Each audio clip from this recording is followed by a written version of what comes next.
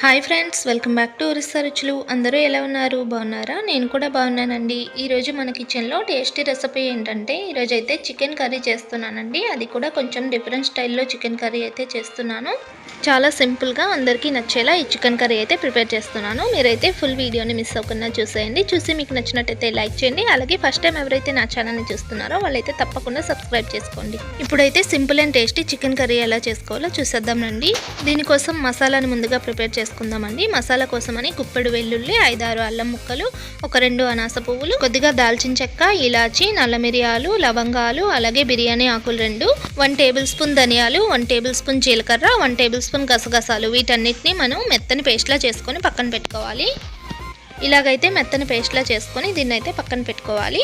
ఇప్పుడైతే స్టవ్ వెలిగించి కడాయి పెట్టుకొని 3 టేబుల్ స్పూన్ల ఆయిల్ వేసుకోవాలి. ఆయిల్ వేడెక్కాక 2 పెద్ద ఉల్లిపాయలని సన్నగా తరిగి వేసుకోవాలి. వేసుకొని ఉల్లిపాయలు పచ్చివాసన పోయి ఎర్రగా అయ్యేంత వరకు ఫ్రై చేసుకోవాలి.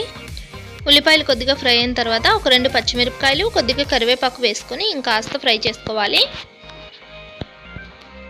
ఇవి కూడా ఇంకాస్త ఫ్రై అయిన తర్వాత ఇందులోనే మనం ముందుగా పసుపు వేసి శుభ్రంగా కడిగి పెట్టుకున్న చికెన్ ముక్కలను అయితే వేసుకోవాలి. చికెన్ ముక్కలను వేసుకొని మొత్తాన్ని ఒకసారి బాగా కలుపుకోవాలి. ఇలాగైతే కలుపుకొని దీన్ని అయితే మూత పెట్టుకొని కొద్దిగా మగ్గించుకోవాలి. చికెన్ ముక్కలు ఇలా మగ్గాక ఇందులోనే మనం ముందుగా మిక్సీ పట్టుకున్న మసాలా పేస్ట్ని అయితే వేసుకోవాలి.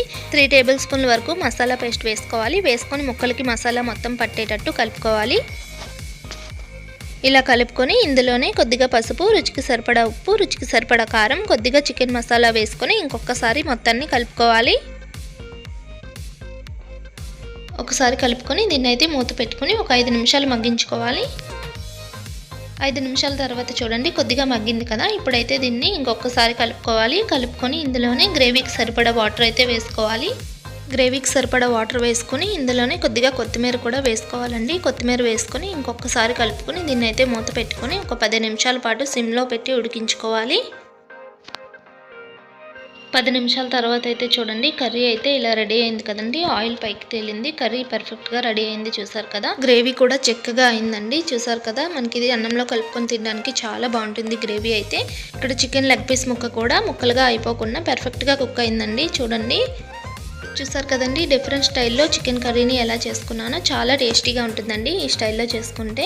మీరైతే తప్పకుండా ఈ విధంగా ఒకసారి ట్రై చేయండి. ట్రై చేసి ఎలా వచ్చిందో నాకైతే కామెంట్లో పెట్టండి. అలాగే నేను చేసిన ఈ చికెన్ కర్రీ మీకు నచ్చినట్టయితే లైక్ చేయండి, షేర్ చేయండి, కామెంట్ చేయండి. అలాగే నా ఛానల్ని సబ్స్క్రైబ్ చేసుకోండి. మళ్ళీ ఇలాంటి మంచి టేస్టీ అయిన రెసిపీతో నెక్స్ట్ వీడియోలో కలుద్దాం. Bye friends.